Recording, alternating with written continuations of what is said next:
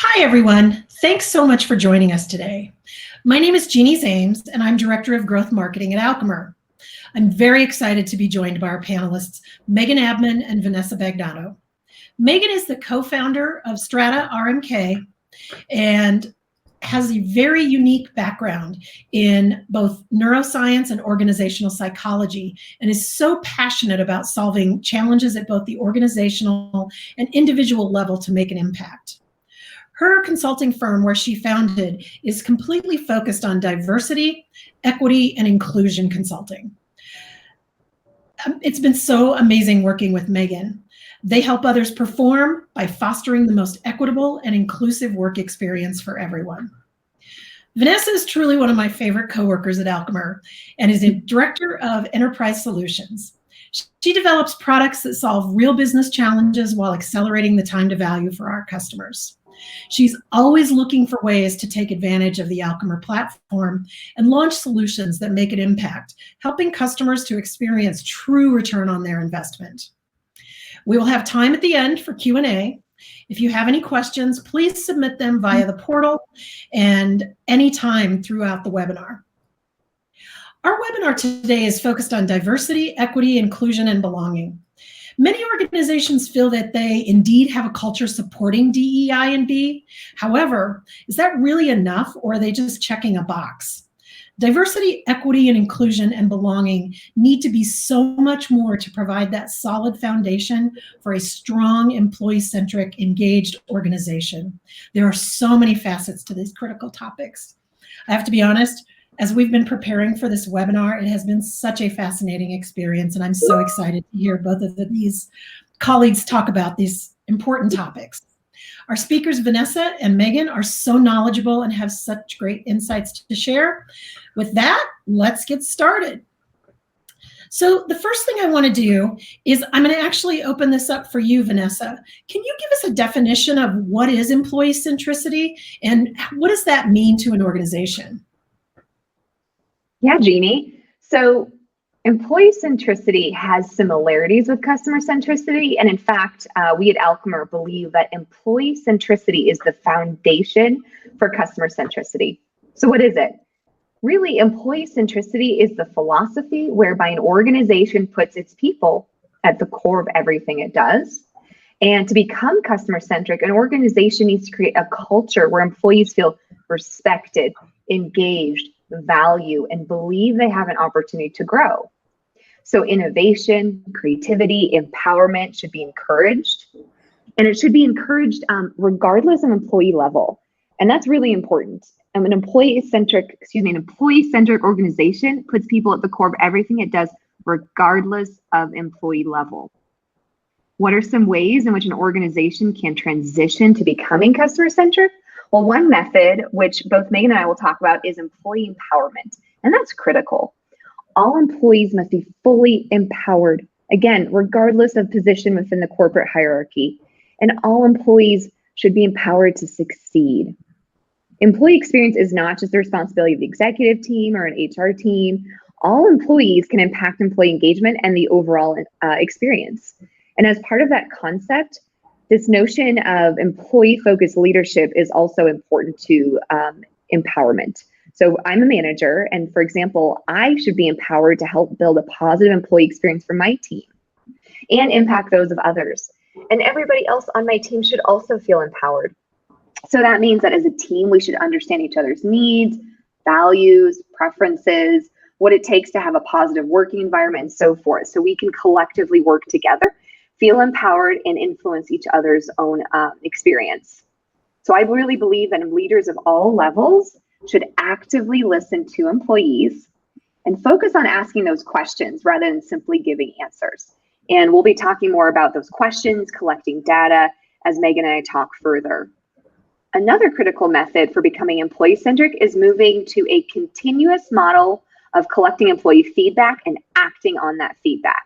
So build processes based upon understanding employee needs and expectations, and then take action. So what I mean by that is a lot of times companies do an annual check-in survey. okay, it's a good starting point, but it's not even close to being true actionable feedback. And Megan will give an example of a company she worked with that moved beyond just an annual check-in survey and is doing a continuous feedback model as well.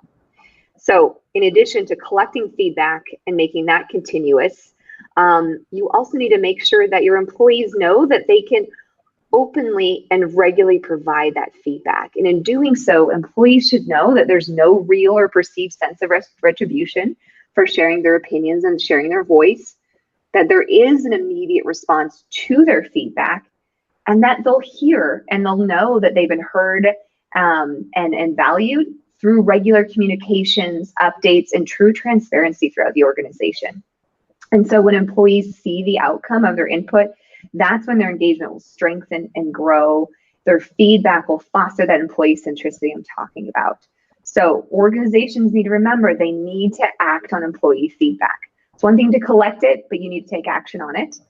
And that if you keep making employees feel heard and valued, you'll start going into that continuous loop of feedback. They'll keep wanting to give you feedback because you've built up that trust and you're taking action.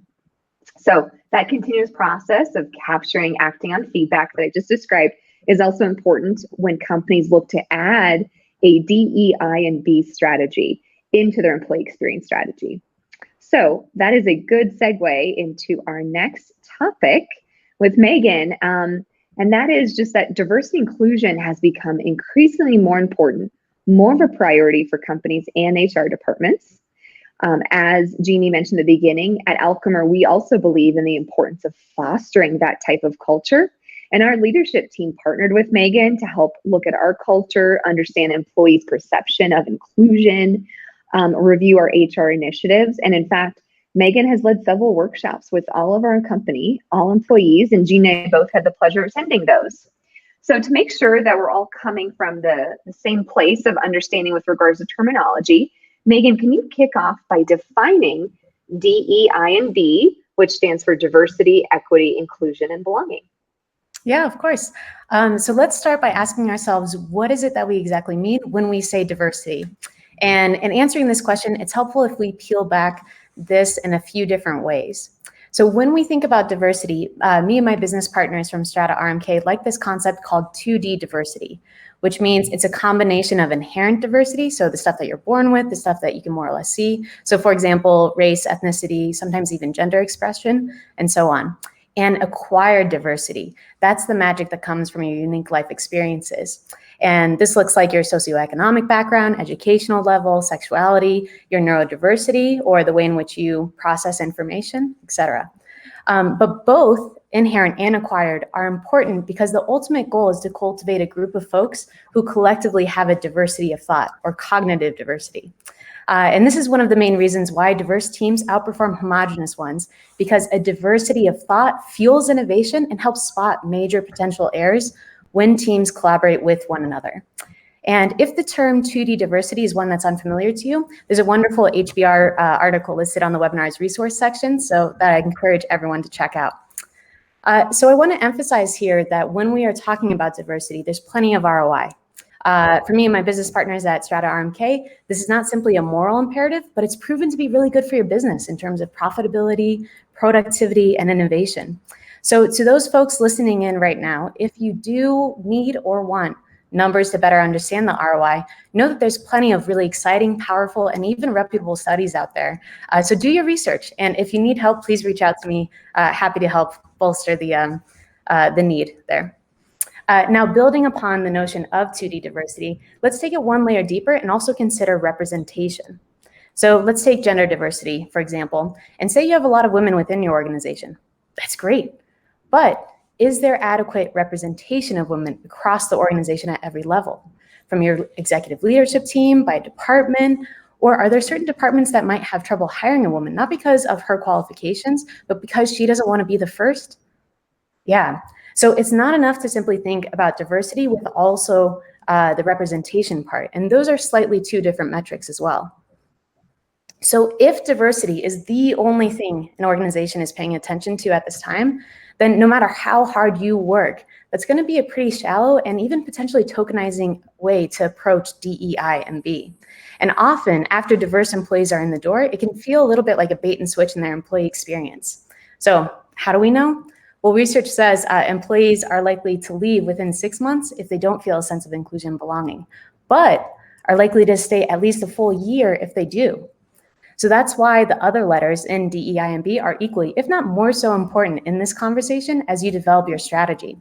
So there's a provocative insight that companies will often hire for diversity, but onboard for conformity.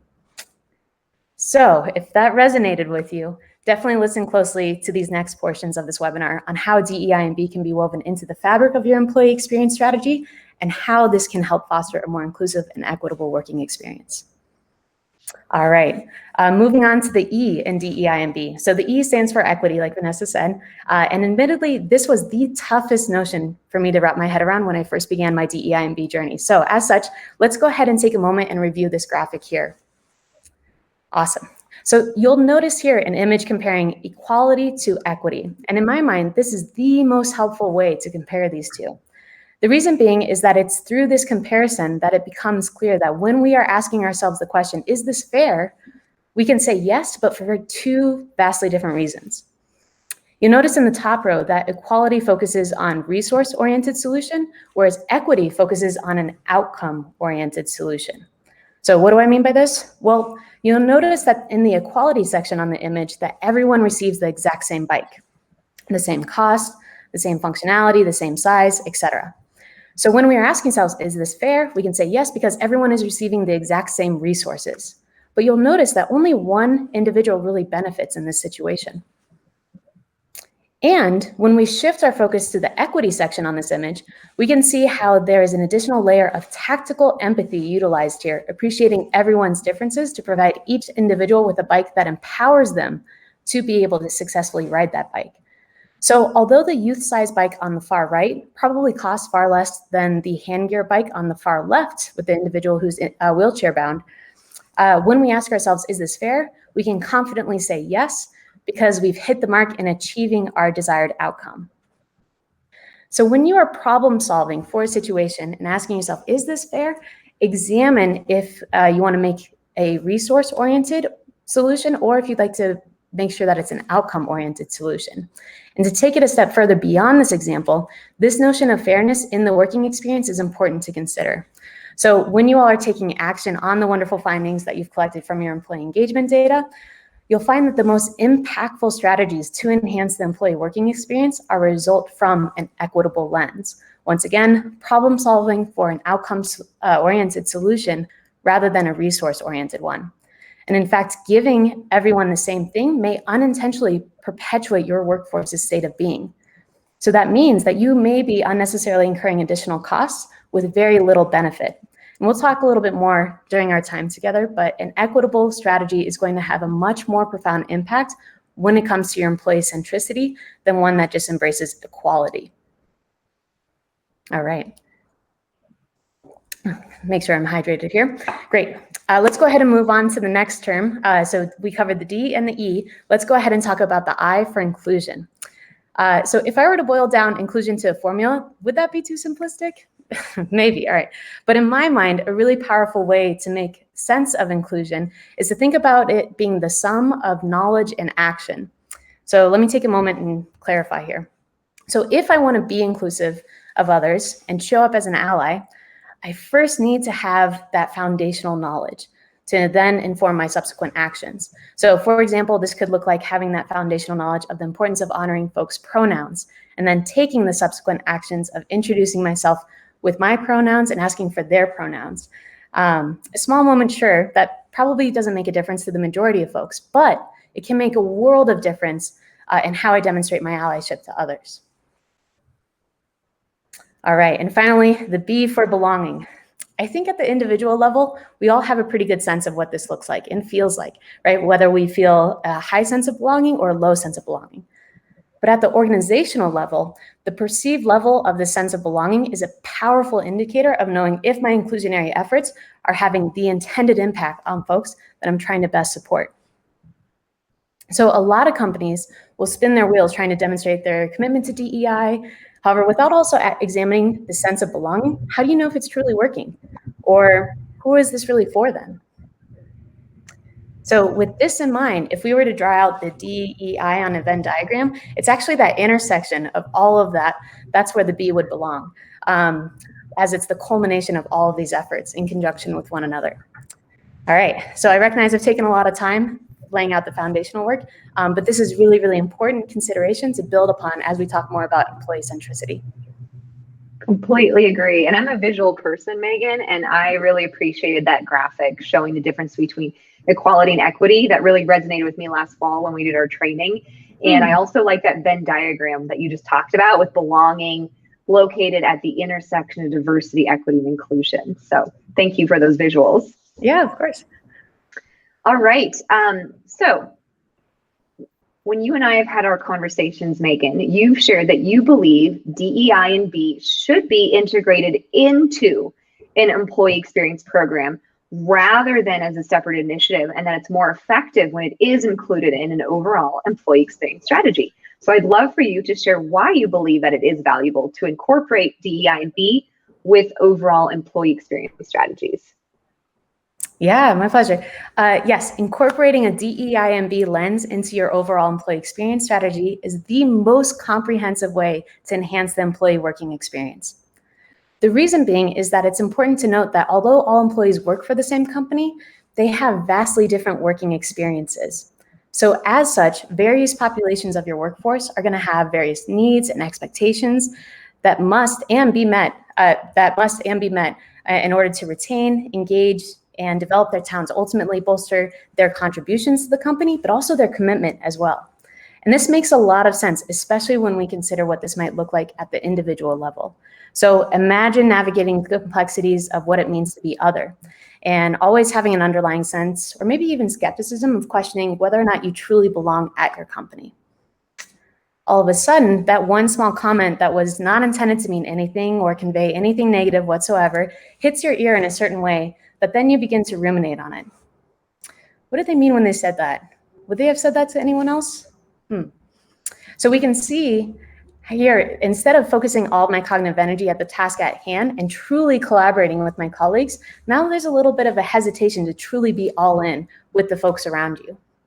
Instead, imagine if you feel seen, valued, and supported within your organization that appreciates your otherness. And having that sense of belonging, wow, what a world of difference it makes in not only your commitment to the organization, but also probably your performance as well. And those small moments that do not cost an organization much are a great way to demonstrate the ROI of helping empowering everyone to perform at their best. So a formidable DEI&B strategy woven into your employee experience empowers you to hone in on those various working experiences to see if certain populations have a higher susceptibility to those key indicators that predict higher attrition rates, or on the other side, observe those populations that are thriving and see why might that be the case, and how you can mimic what's going on there to other teams. Remember when we discussed previously equity and how equity is an outcome-oriented solution? Yeah, so now we can see that if our ultimate goal is to empower everyone to succeed within our company, the ways in which we best support various populations may differ from one another. And to be clear, when I'm talking about various populations of the workforce, this not only means the demographic population, so gender, ethnicity, race, ability, educational level, et cetera, but also folks of various departments, tenure, job level, and so forth. And this aligns nicely with this notion of 2D diversity that we talked about earlier.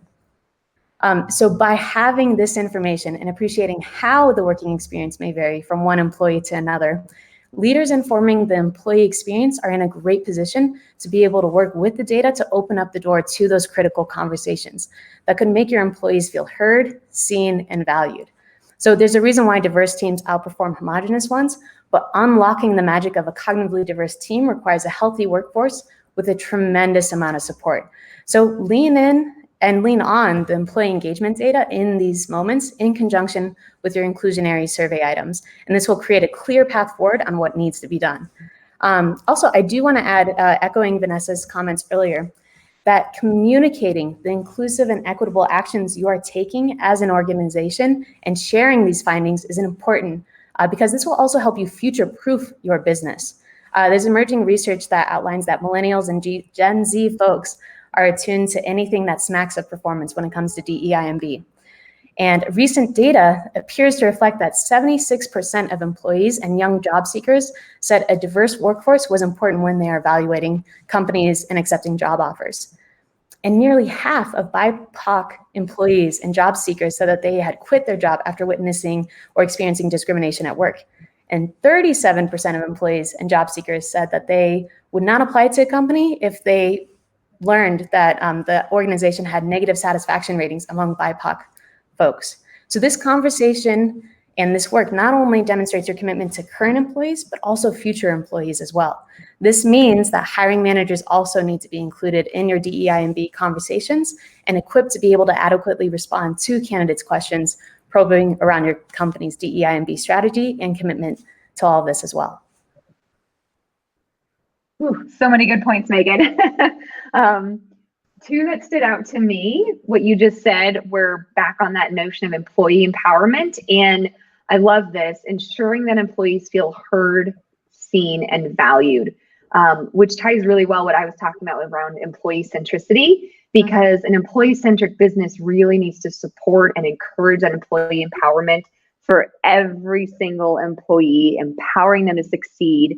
And then, like we keep talking about, going into that continuous feedback model. So you are capturing that feedback, that data that you mentioned. And I love your expression of then lean on that data so that you can ensure employees feel heard, seen, and valued. Especially your workforce is going to fluctuate too. Like having this in place allows you to have that adaptive capacity too. Anyway. Yeah. All right. We'll move on to our next topic. And so, okay. Obviously, Megan, you and I get very passionate about this topic. And I always come away with the sense that this really seems like a no-brainer for organizations to want to do and to go and find a way to enhance their employee experience strategy. However, also in our conversations, you've shared that not enough organizations are shifting their focus to prioritize on incorporating DEI&B into their employee experience, nor, and this is important, are they using truly meaningful and actionable data to help drive that strategy. So we know it's important, but something is getting in the way of companies wanting to incorporate a DEI&B strategy or successfully. So there's definitely discrepancy there. And it'd be great if you could share some of your recommendation on how you overcome those hurdles. Yeah, this is a great question. From my experience, the biggest hurdle that precludes folks from weaving DEI&B into their employee experience strategy is ultimately grounded in an intimidation of fear or of getting it wrong. So this fear not only informs the risk profile that companies are willing to take on when collecting and examining this type of data, but may also even inform the ways in which they go about their DEI&B strategy. For example, I think the majority of leaders know the value of an inclusive workplace, but winning over the hearts and minds of everyone to achieve it isn't that simple. So no wonder companies often feel compelled to look at what others are doing, copy it, and hope for the same results. However, this can be problematic. Many initiatives could be seen as simply checking a box as opposed to a true, genuine commitment. And this is where most often companies are stumbling in creating an inclusive and equitable working experience, as it comes across as performative in nature. And this is more damaging than it is helpful. So instead, those companies and leaders that are willing to collect the data and measure the employee experience with DEI&B woven into the fabric of this approach will help empower leaders to examine what is truly working, what is not, and how to best move forward with an approach that is authentic, genuine, and sustainable for your company. So it's a little bit of a paradox here, because the biggest thing keeping folks from adopting this approach, that fear of getting it wrong, is actually the thing that will allow you to get it right through collaborating efforts, through your collaborative efforts within folks at your company. So let me be clear. As a leader, you do not need to have all the answers in this space. Mistakes are inevitable, but you must embrace the process of this effort. And it's within the process of all of this that allows you to remain curious and genuine when having these crucial conversations. So once again, lean into the data, ask if the observed discrepancies feel accurate, and if so, ask about what is it about the data that was unable or what is it about the data that was unable to capture some of those facets of the working experience? Couple that wonderful quantitative data with a bit more qualitative data so that you then can enjoy the full story. From there, with all of that context of the challenges that your workforce is currently experiencing, you'll then be able to be more effective in your problem solving with one another to foster a true path forward to a more inclusive and equitable working experience. So this not only fuels the success of your company, but also limits the cost of employee attrition, employee disengagement, and so on. Great. I'm going to keep borrowing your expression of leaning into the data. So I really liked how you talked about leaning into the data, taking action on the data, but that helps limit the cost of attrition, employee disengagement, and fuels the success of your business. Mm-hmm. We really believe that if you focus on building that employee-centric culture and put your employees at the core of everything you do, it will become the foundation to that next level, which is customer centricity, and ultimately fuel the success of your business. Absolutely, yeah. All right, so next topic, to recap, we've now defined what DEI&B is, why a DEI&B strategy is important, how to overcome those hurdles with incorporating a DEI&B strategy into your employee experience. And we've now been talking about capturing actionable data and measurements in order to get a more comprehensive picture of your employee's perception of inclusion in your organization. So now what? What do you do with the data and trends you've captured? As Megan's mentioned, she is an Alchemer customer, been a user for many years, and she's also a DEI&B consultant. So she's worked with companies on building their programs and capturing that type of actionable data. So Megan, I know you have some great examples and scenarios to share. So could you please share with everybody some examples of how you can effectively assess DEI&B and then how you take action on that data? Yeah, I would love to. So I have the privilege of serving as a fractional chief inclusion officer for an ad agency based out in Chicago called SRW. And unbeknownst to me, even before joining the company, they already had a license to Alchemer, and I've been an Alchemer client for a few years. And they were traditionally using the platform to gather data and insights from their clients, but we transformed this use case of Alchemer to not only inform our employee experience strategy, but also include a few survey items as it relates to DEI&B called our DEI&B focus survey. I should probably get some marketing background, jazz it up a little bit, but that's what we call it. And now we deploy this survey on a quarterly basis and execute on the equitable action plans from this data. And we then take some time to observe if our actions had any meaningful results by comparing last quarter's results to this quarter's results. And this is a great way of capturing and demonstrating the efficacy of our actions. So to any listeners out there that are struggling to demonstrate how their DEI&B efforts could be measured, this is a wonderful way to do that. And this information allows us to inform future strategies that we discussed and refine with our DEI&B council.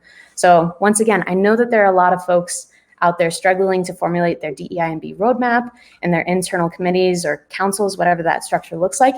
So if that is the case, once again, look into leaning into the data to then inform and prioritize your efforts.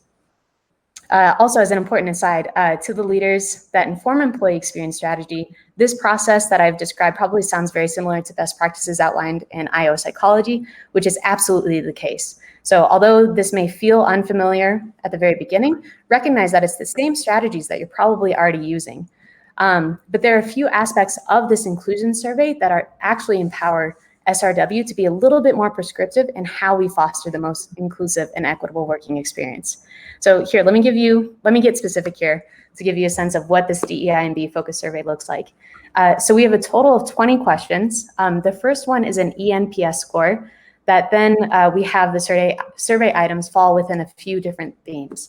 So we examine commitment, decision-making processes, perceived level of fairness, connection to mission and purpose, and a few elements of DEI&B, which have powerful conversation starters. A few of those DEI&B items are related to a sense of belonging, like we talked about earlier, psychological safety, which is the #1 predictor in fueling team success, an individual's ability to show up as their authentic selves, and so much more. So after we collect the data, I'm then able to stratify our results and examine the trends of various populations within SRW. So this means tenure, age, departmental level, job level, and otherness. And so I know that there's a little bit of risk in examining otherness, and that's where we collect information as it relates to your race, ethnicity, gender, abilities, whether or not your sexuality, all these other facets. And it's in here, the otherness category, that we've been able to hone in on some exciting trends. For example, we ask employees at SRW to identify whether or not they're a caregiver. And it turns out that the parents of SRW, so if they have children or anything like that, are extremely happy, especially given the challenges of this pandemic blurring our professional and personal lives. Being able to really show up and support those folks is incredibly important to us, and especially our CEO, Kate, which is really, really exciting. So we are currently finalizing this quarter's equitable action plans to consider how this might best impact our return back to office strategies, and how we can continue this momentum together. So without Alchemer's platform, this would have been very, very, very difficult to crunch the numbers and also to display it in a really compelling way as well to get everyone on board. So once again, I want to reiterate the fact that this data and the trends observed were great conversation starters when I engage with other employees at SRW. And leaning on the data allows you to be curious and genuine with your DEI&B commitment. At SRW, it also allowed leadership to be able to be more empathetic with one another across different departments and to identify specific challenges as well, being able to align and work together on those working dynamics. And this really made a world of difference in the way in which we showed up for one another and how we rallied alongside one another as we developed great work for great people. That's amazing. I am so excited by that example of how to use quarterly assessments to regularly check in and to really encourage that progress and make employees feel heard and valued. As Vanessa mentioned at the start of the webinar, it's important to shift from an annual check-in to continuous feedback processes and action. If you're interested in evolving your strategy and really engaging your employee experience and incorporating DEI&B, please let us know as we're exploring possibilities of providing Alchemer customers with a framework for assessing DEI&B. We've got Megan's website up on screen. So in addition, if you really want to learn more about Megan and their company, Strata RMK Consulting, you can visit their website. Now, thank you so much to Megan and Vanessa for this important and relevant discussion. It has such potential not only to make important changes to the workplace, but to other organizations and to the world in general, to be honest with you. Let's move to Q&As. It looks like we've already got a couple. Let me take the slides off. All right.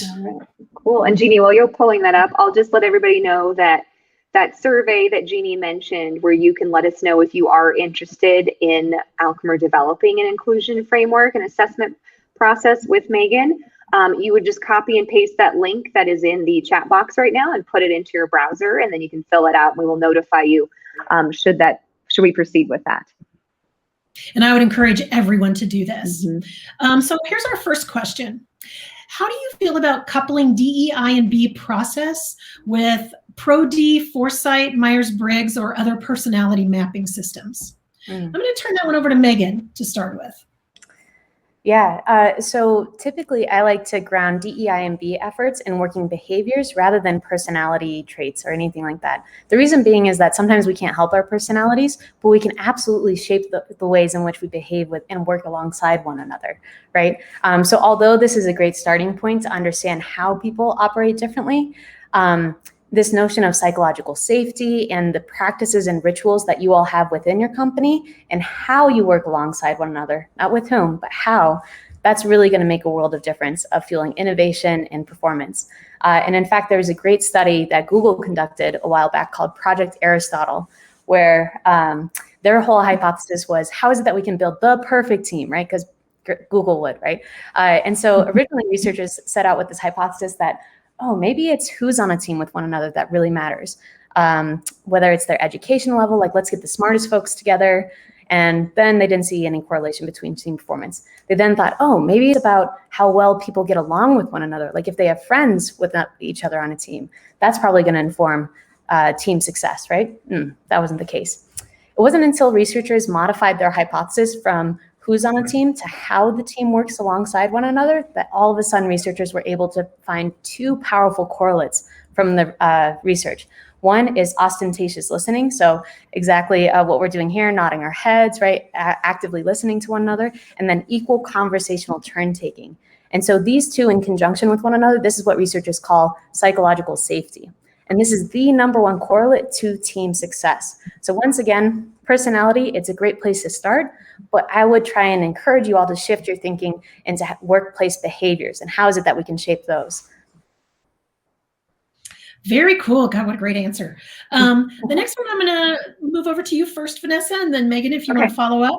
Can you give us some examples of the kinds of questions we should be asking or the data that we should be collecting?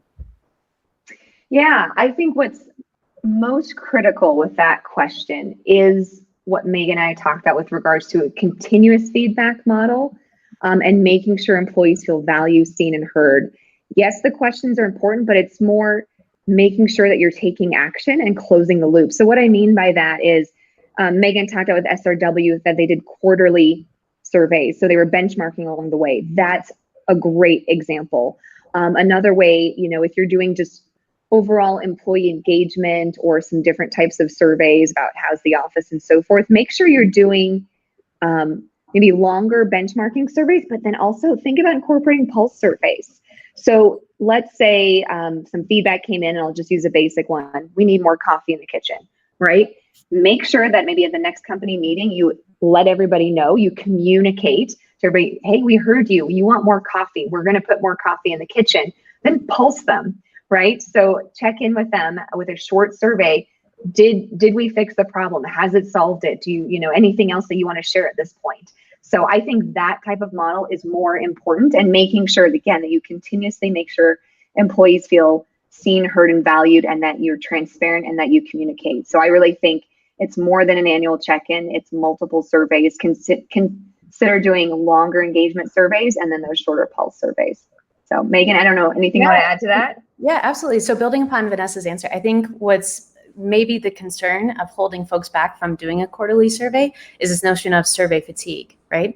And that really only sets in if every time you give out a survey, there's almost like a psychological contract that happens and that's in place. There's an expectation if I'm an employee, I give you all this wonderful thoughtfulness. And if you choose not to take action on it, well, then there's going to be a little bit of resentment, everything like that. And so it's really important, once again, to demonstrate how you are supporting and the actions you are taking, thereafter the survey that then is going to help mitigate that survey fatigue. A few survey items that inform DEI&B strategy may be survey items that are around one, it could be, I feel respected at blank, and use a Likert scale type thing. I feel a sense of belonging at blank.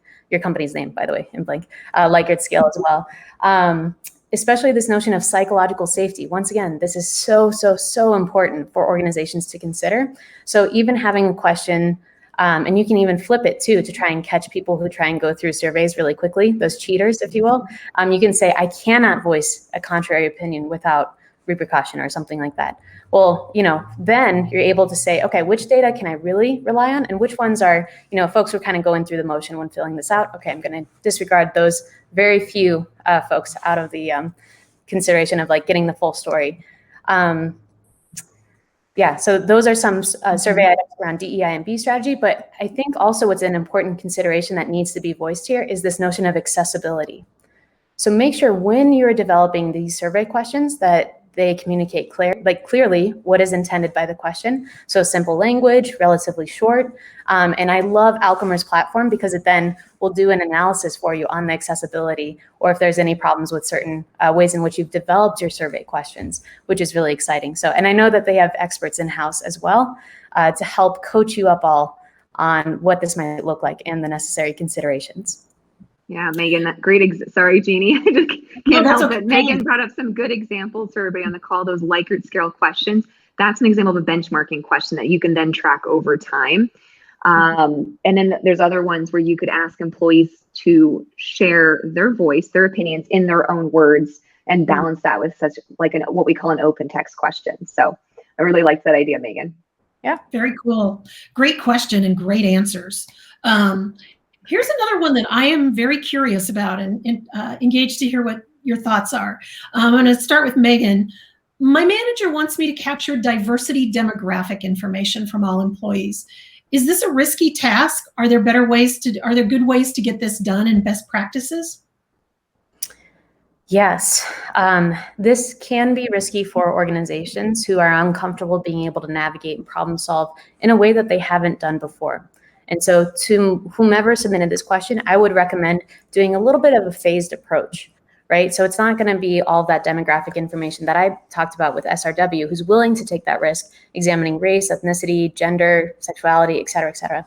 But I would start first with department, job level, tenure, and maybe even age, right? Even just starting with those considerations as a first step, if you observe any discrepancies and being a little bit more prescriptive in how you can best show up for one another in those equitable action plans, that's a really powerful way to demonstrate that, listen, this methodology works, this process works. And then from there, once you're able to demonstrate that it works or the thoughtfulness behind it, then I think organizations are able to dip their toe in a little bit more and take a little bit more risks that way. I know that a main concern in collecting demographic data is the sense of, oh, my anonymity is going to be compromised. Fair, especially if you are the only Black individual within the company or only Black individual within that department. That's why it's so important to have maybe even an external consultant like myself, or even just like a few folks within your organizational development departments or strategy, or informing the employee experience strategy, look at the data, but then take out the respondents' IDs. And even then, now you share out the data and the discrepancies, and then it's really hard to hone in on who said what. Because really, I can't solve everyone's individual problems, but I can have a meaningful impact if I step back and look at certain groups and populations. Very interesting. The next question, I'm going to start with you, Vanessa. How do you recommend capturing employee engagement and feedback? Yeah, I think that Megan and I actually touched on this quite a bit earlier, but I think it's important, again, to not view data capture as being a once a time, once per year activity, the annual survey, and so we're just avoid that. And I think finding that balance, as Megan said, survey fatigue is important. But I think when it comes to employees, if you continue to make them feel heard and that you're taking action, they are going to be more likely to continue giving you that feedback. So I just can't stress the importance, again, of just making sure that you are checking in, that you can, know where people stand today, and also empower your team, empower all employees. I, as a manager, I know that I deeply care about the engagement of my team. So I don't need to wait for HR to send out maybe one of their quarterly surveys, right? I'm going to be checking in my own way and making sure that my team feels seen, heard, and valued as well. Megan, anything you want to add? Yeah, absolutely. And I think having a robust platform like Alchemer in place makes it so much easier to be able to do this over time, right? So even if different folks are coming in within your organization and now leading these efforts, right? Even if you have internal changes, having this institutional knowledge reside within a platform like Alchemer is really, really powerful and valuable, and also helps mitigate costs in trying to have folks develop a new employee engagement survey each and every time, right? Either on Google Forms, Microsoft Forms, whatever it may be. The other thing I want to add too is that employee engagement data doesn't have to necessarily be as formal as these processes that we're talking about. If you are a manager, and let's say you have a team meeting, even in the way in which you check in on your direct reports, you can even just do a traffic light check-in, saying like, all right, so how are you all feeling today? Give me a sense, either green, yellow, or red. Red means you don't have the emotional capacity to be on this call. Go ahead and excuse yourself, like focus on what you need to do. Yellow, a little stressed, but doing okay otherwise.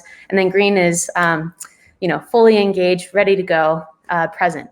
And if you see someone on your team who continually is either in the yellow, orange, or red, right, on several weeks in a row, as a manager, that's employee engagement data, right? That might be a signal to you to schedule a one-on-one check-in separately, right? So it doesn't have to be this formal all the time, and you don't have to abdicate control to employee engagement to HR or the people ops teams or anything like that. If you are a people leader, It is your responsibility to make sure that you know and can take a pulse on the health of those folks who report up to you. And that's going to make a world of difference too, because, people follow great leaders. So even if you were to exit the company, they're really excited to continue that journey with you as well. So. Very interesting. We've probably got time for maybe 1 or 2 more questions. Great. So if you've got a question, just submit that on the portal. Looks like we've got one more. This one's from an HR leader. This is a great question too. What is the easiest or the easiest first step, probably not the easiest, to foster a culture of inclusion? So why don't we start with you on this one, Megan? Fostering inclusion.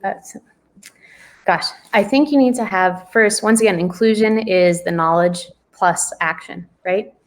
And for you to be able to okay, what is the first step? I think you need to fundamentally understand your workforce. Who's in your company?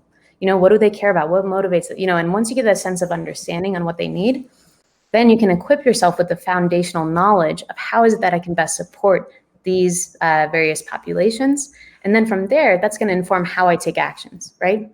And so what's important to recognize in your inclusionary efforts as well, when you're getting a sense of your workforce, especially if it is an individual who is from a traditionally underinvested population, make sure you're not going up to them and having them teach you all of the things or all the challenges and everything, because unintentionally they are incurring that emotional fatigue and going through and explaining everything to you. Go ahead and do your own research. There are so many thought leaders out there explaining the challenges that show up in the workplace that if you're able to then be proactive in your approach, check in, confirm if that's the case, then take action, what a wonderful way to demonstrate your inclusionary efforts. But then also measure that sense of belonging. How is it that your inclusionary efforts are resonating? Are you having the intended impact, or are you just unnecessarily spinning your wheels? That's great. Did you have anything you wanted to add, Vanessa? No, this is why Megan is a DEI&B consultant. Perfect. Thanks, Megan. Yeah, you're welcome. Again, thank you so much to Megan and Vanessa. This has been such an informative and engaging webinar. Reminder to all of our attendees, you can access any of the resources that we talked about on the portal, and they're great resources, so make sure that you take advantage of that. And we really encourage you to fill out that survey and let us know what's going on with your organization and ways that you could use tools like this to better help you do your jobs. And again, just copy and paste that in. So again, thank you to everyone for attending. Thank you to Vanessa and Megan, and I hope everybody has a great day. Great, thank you. Thanks.